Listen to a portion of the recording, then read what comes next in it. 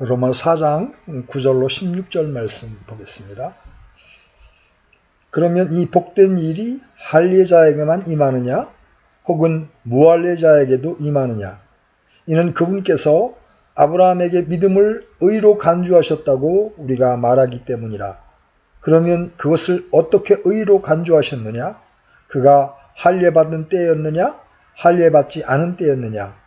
할례받은 때가 아니요 할례받지 않은 때니라. 그가 할례의 표적 곧 아직 할례받지 않은 때에 그가 소유한 믿음의 의를 봉인한 표적을 받았으니, 이것은 그가 할례를 받지는 아니하였으나 믿는 모든 자들의 조상이 되어 의가 그들에게 인정되게 하려 하며, 할례자들에게 속할 뿐만 아니라 또한 우리 조상 아브라함이 아직 할례받지 않은 때에 소유한 그 믿음의 팔자취를 따라 걷는 자들에게 할례의 조상이 되려 함이라.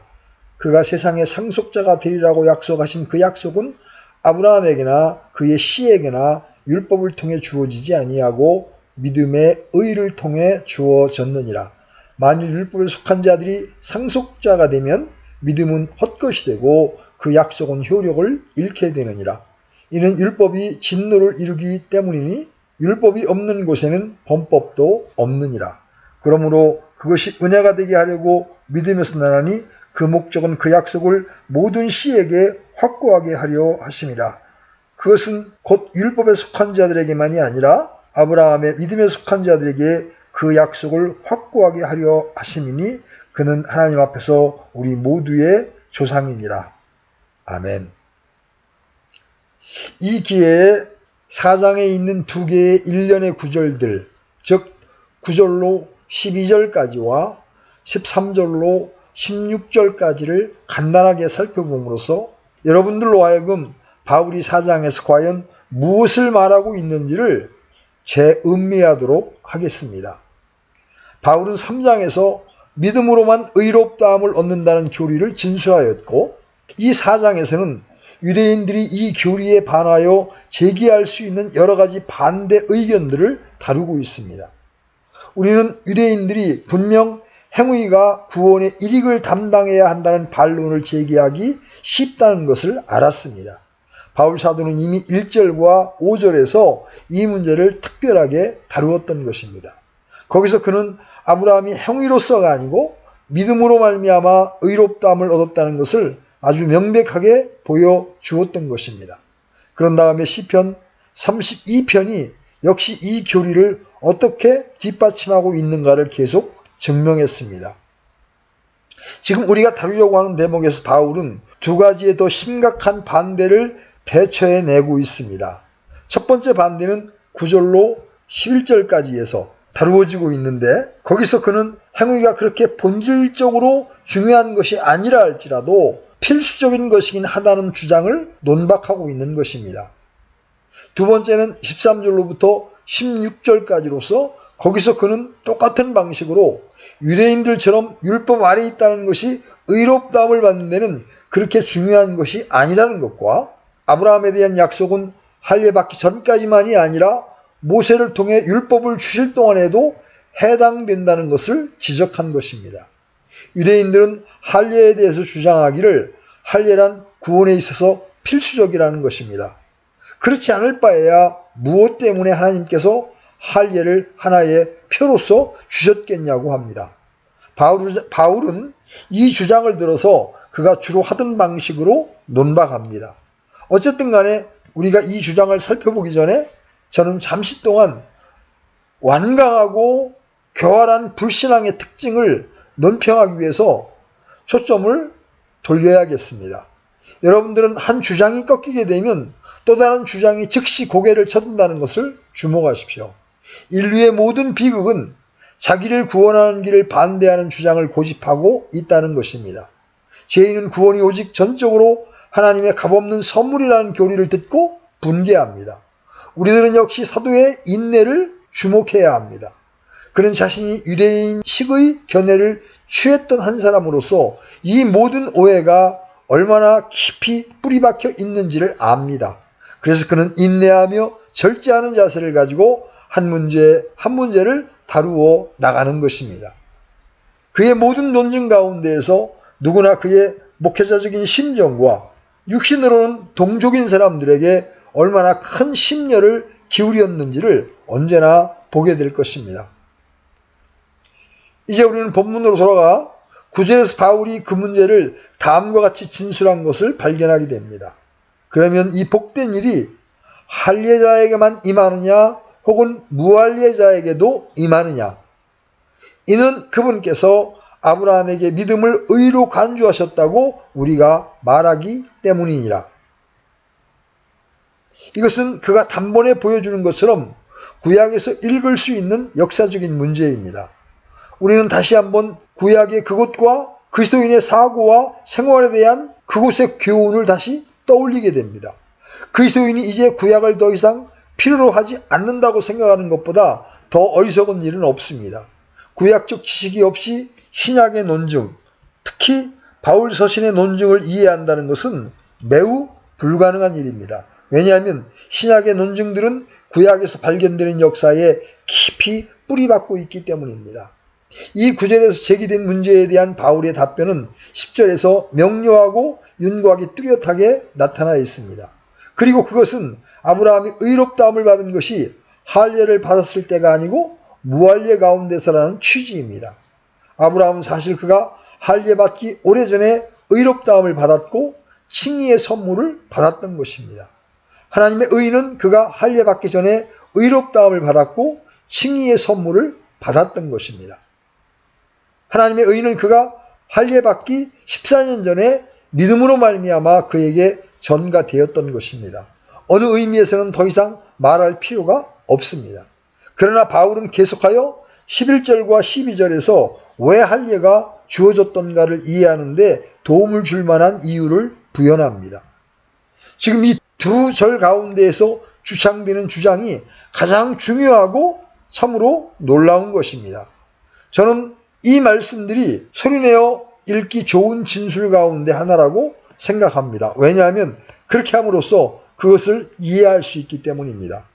바울이 인간의 마음속을 얼마나 잘 아는지요.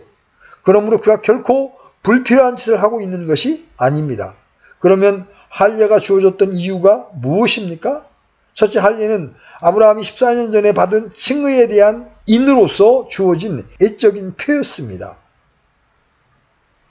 봉인되었다, 인쳤다는 것은 진짜임을 보증한다는 뜻입니다. 이것은 성경 다른 곳에서도 예증되고 있습니다. 요한복음 6장 27절에 그를 하나님 아버지께서 봉인하셨느니라 이렇게 기록되어 있습니다. 모든 주석가들은 그 진술이 우리 주님의 침례를 가리키는 것이라는데 동의하고 있습니다. 주님께서는 침례 받으실 때에 성령이 그분께 내려오심으로 공적으로 인침을 받았던 것입니다. 봉인하다, 인치다는 말은 에베소 1장 13절로 14절에서 같은 식으로 성령에 관하여 언급할 때 쓰였습니다. 너희도 진리의 말씀 곧 너희의 구원의 복음을 들은 뒤에 그분을 신뢰하였고 너희가 믿은 뒤에 또한 그분 안에서 약속의 저 거룩하신 영으로 봉인되었느니라. 이 영께서는 값주고 사신 그 소유물이 구속을 받을 때까지 우리의 상속 유업의 보증이 되사 그분의 영광을 찬양하게 하시느니라. 성령은 우리의 궁극적인 구원과 우리가 영광 중에서 받을 위대한 상속 위업에 대한 하나님의 약속을 우리에게 보증합니다. 성령을 받음으로 나는 하나님께서 나에게 약속한 모든 것이 이미 아주 실제적인 의미로 나의 것이 되었다는 것을 압니다. 그것이 나에게 보증되었습니다. 바울이 말하고 있는 것은 할례는 14년 전에 의가 전가된 것이 진짜임을 보증하는 표로서 아브라함에게 주어진 것입니다. 다시 말해서 그 교훈이 가르치는 바는 할례 자체는 아브라함에게 아무것도 아니라는 것입니다. 그 점에 대한 진정한 이유는 아브라함이 그 약속이 자기에게 확증되어야만 했기 때문입니다. 할례는 그에게 그 약속을 인친 것입니다. 그런 거로 우리는 할례가 아브라함이 의롭다함을 얻는 데는 아무런 역할도 하지 않았다고 말하는 것이 옳습니다. 진실로 그것은 정반대의 순서입니다. 의롭다함을 받는 것은 할례를 받는 기초입니다. 바울 사도가 여기서 진술하는 것은 그와 달리 해석할 방도가 없습니다. 바울 사도는 할례에 대한 두 번째 반론을 11절에서 설명하고 있습니다. 그가 할례의 표적 곧 아직 할례 받지 않은 때에 그가 소유한 믿음의 의를 봉인한 표적을 받았으니 이것은 그가 할례를 받지는 아니하였으나 믿는 모든 자들의 조상이 되어 의가 그들에게도 인정되게 하려 함이요. 자, 이 말씀은 무엇을 의미합니까? 중점적으로 나타내 보이는 것은 아브라함이 모든 믿는 자의 조상이라는 것입니다. 그는 조상이요, 표본이요, 원본이요, 대족보 가운데 제1인자입니다. 그것을 다른 방식으로 표현한다면 하나님께서 의를 정의하시고 사람이 의롭다함을 받는 원리를 드러내어 선언한 것이 아브라함의 경우에서라는 것입니다. 우리는 아브라함이 의롭다함을 받은 첫 번째 사람이라고는 생각하지 말아야 합니다. 그것은 어불성설입니다. 아벨과 에녹, 노아와 같은 사람들도 하나님 앞에서 동등하게 의롭다함을 받은 것입니다. 그러나 하나님께서 사람들을 의롭다 하시는 방법을 뚜렷하고 노골적으로 확증시킨 최초의 경우는 아브라함에게서였습니다. 그것은 언제든지 하나님의 방식이었지만 전에는 그것이 법률적인 방식으로는 선언되지 않았던 것입니다. 그러나 바울은 그것으로만 끝내지 않았습니다. 그는 우리가 그렇게 심오한 교훈을 얼마나 오해하기 쉬운가를 알고 있었습니다. 그래서 바울은 아브라함의 자녀들이란 정확히 말해서 누구인가를 정의함으로써 그것을 더욱 상세하게 설명하는 것입니다. 여기서 우리는 두 진술을 살펴보아야 합니다. 첫째 진술은 11절 하반절에서 찾을 수 있습니다. 이것은 그가 할례를 받지 아니하였으나 믿는 모든 자들의 조상이 되어 의가 그들에게도 인정되게 하려 함이요. 여기서 분명하게 바울은 특별히 무할례자인 이방인들에 대해서 언급하고 있습니다. 그가 이 점을 강조하는 것은 유대인들이 할례 받지 못한 사람들은 도저히 의롭다함을 받을 수 없다는 견해를 취하였기 때문이었습니다. 그러므로 그는 아브라함이 무할례자라 할지라도 믿는 모든 자의 조상이라는 것을 분명하게 가르칩니다. 바울이 제시한 증거는 아브라함 자신이 아직 무할례자로 있을 할례 받기 14년 전에 믿음으로 말미암아 의롭다함을 받았다는 진술에 나타나 있습니다. 두 번째 진술은 12절 가운데 있습니다. 또 할례자들에게 속할 뿐만 아니라 또한 우리 조상 아브라함이 아직 할례 받지 않은 때에 소유한 그 믿음의 발자취를 따라 걷는 자들에게 할례의 조상이 되려 함이라. 우리들은 이 구절을 대할 때 매우 조심을 해야 하는데 그것은 흔히 잘못 이해되어 해석할 수 있는 구절이기 때문입니다. 어떤 사람들은 이 구절이 할례자들과 믿는 자들 모두를 의미하는 것으로 생각합니다. 그럴 수 없습니다. 왜냐하면 만일 그렇다고 하면 그것은 이미 말한 것의 중복이며 단순히 부분적인 반복일 뿐입니다. 결코 그렇지 않습니다. 바울 사도가 여기서 말하고 있는 것은 아브라함이 역시 할례에 속한 자들 중에서 믿는 사람들의 믿음의 조상이라는 것입니다. 바울은 단지 아브라함이 할례자의 조상이라고만 말하고 마는 것이 아닙니다. 왜냐하면 사람이 할례를 받고도 버림을 받을 수가 있기 때문입니다.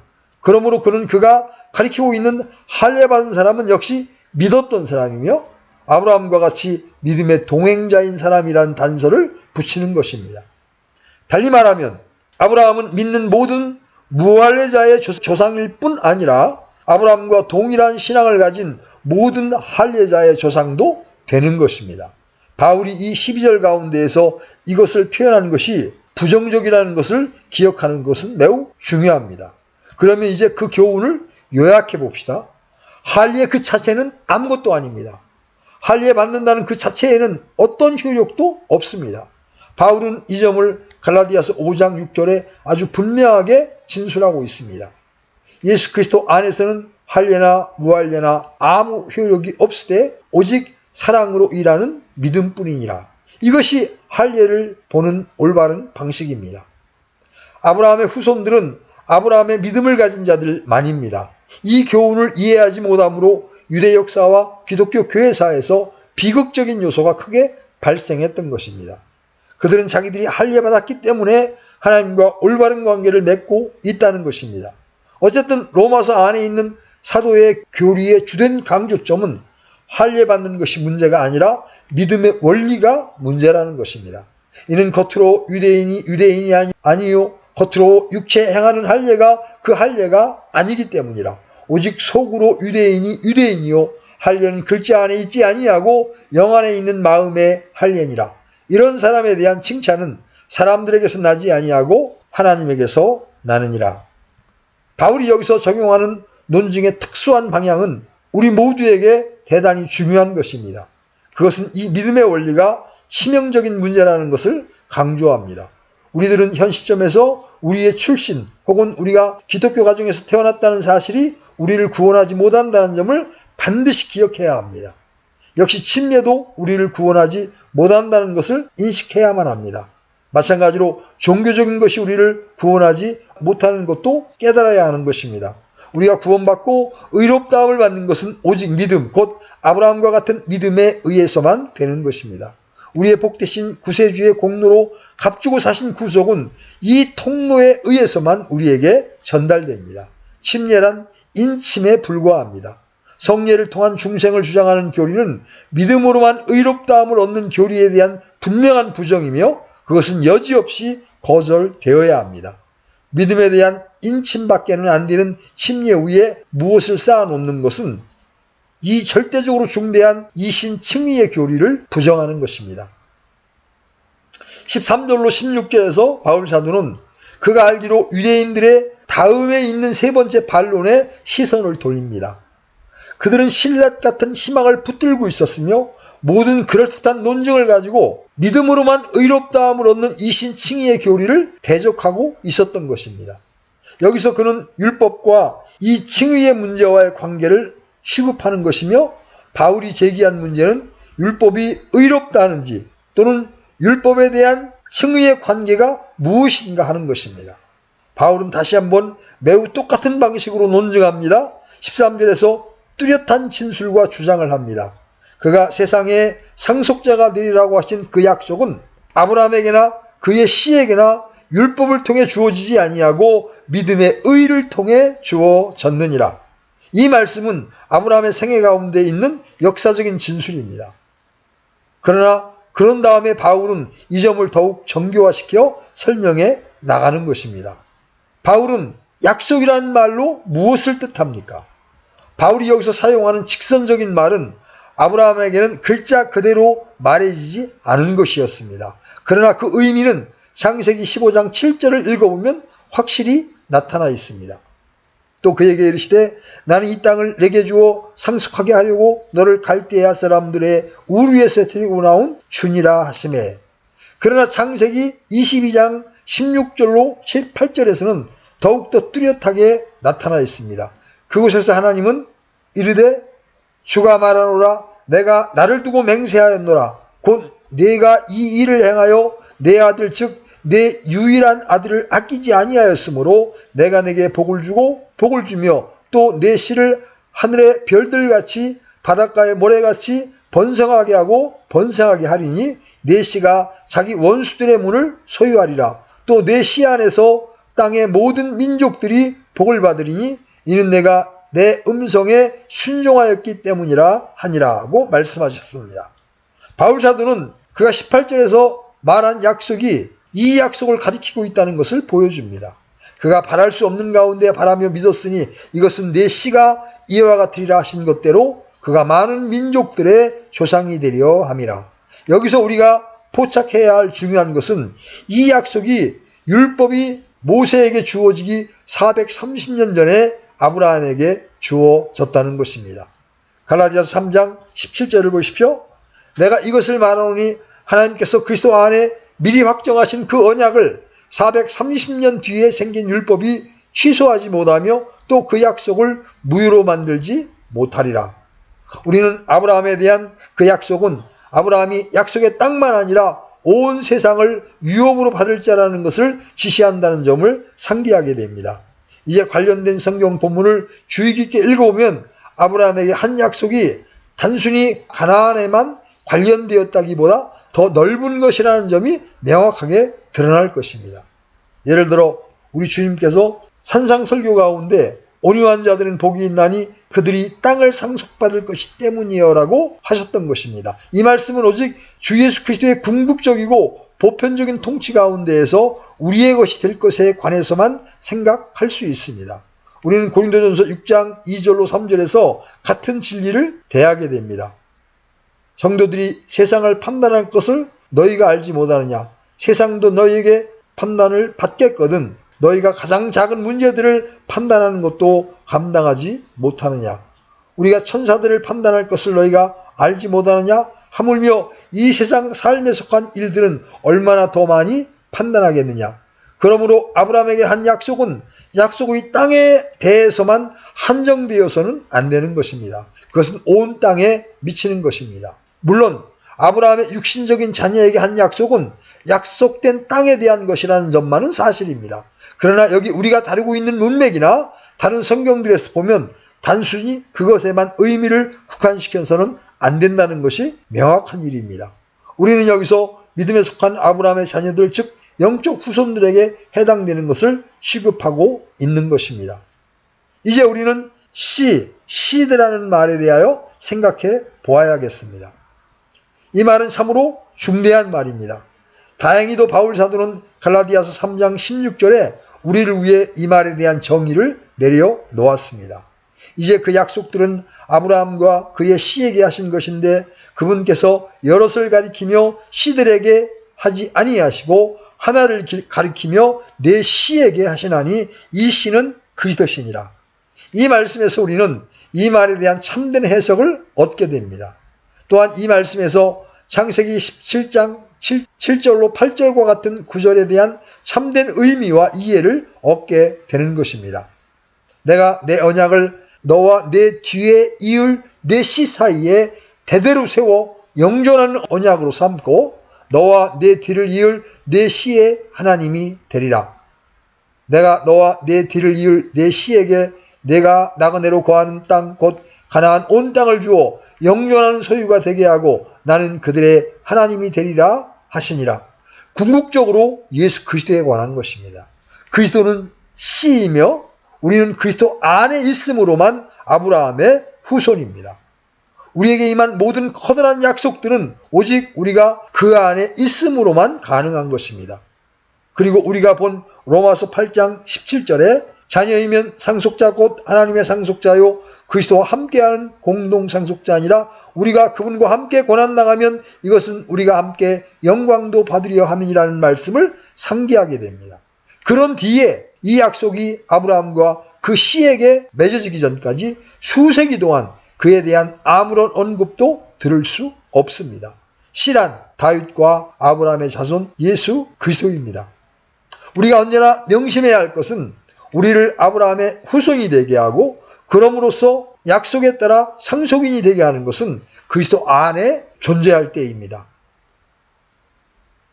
우리는 그 약속을 팔레스타인 땅에만 국한시켜서는 안 되며 또한 약속의 후사들은 단지 자연적인 아브라함의 육신상의 후손들인 유대인들만이라고 생각하지 않아야 합니다. 우리가 기뻐해야 할 것은 에베소 2장 12절로 13절에 나타난 우리에 대한 말씀입니다. 그때의 너희는 그리스도 밖에 있었고 이스라엘 연방 국가 밖에 있던 애인들이며 약속의 언약들에서 분리된 낯선 자요 세상에서 소망도 없고 하나님 밖에 있던 자들이었으나 한때 멀리 떨어져 있던 너희가 이제는 그리스도 예수님 안에서 그리스도의 피로 가까워졌느니라. 역시 에베소 3장 5절로 6절에서 바울은 신비에 관한 계시를 언급하면서 그분께서는 이제 자신의 거룩한 사도들과 대언자들에게 성령을 통해 이 신비를 계시하신 것 같이 다른 시대들에서는 사람들의 아들들에게 그것들을 알리지 아니하셨는데 이 신비는 곧 복음으로 말미암아 이방인들이 그리스도 안에서 동료 상속자가 되고 같은 몸에 속하게 되며 그분의 약속에 참여하는 자가 된다는 것이라. 이 약속은 위대하고 놀라운 약속입니다. 그것은 유대인에게나 팔레스틴 땅에서만 해당되는 것이 아닙니다. 참된 영적 자녀들, 즉 믿음의 자녀들 모두에게 해당되는 것입니다. 우리는 이제 더 이상 이 일들을 유대인과 이방인, 할례자와 무할례자, 율법 아래 있는 자들이나 밖에 있는 자들의 구분된 차원에서 생각하지 말아야 합니다. 그리스도 예수 안에는 유대인이나 그리스인이 없고 매인자나 자유로운 자가 없으며 남자나 여자가 없나니 너희는 다 그리스도 예수님 안에서 하나이니라. 하나님께 감사하십시다. 의롭다함을 받는 것은 오직 믿음으로 말미암으며 그 외에 다른 어떤 조건에 의해서도 결정되지 않습니다. 바울 사도는 앞으로 이 논증을 율법에 관련시켜 더욱 상세하게 다루어 나갈 것입니다. 아멘.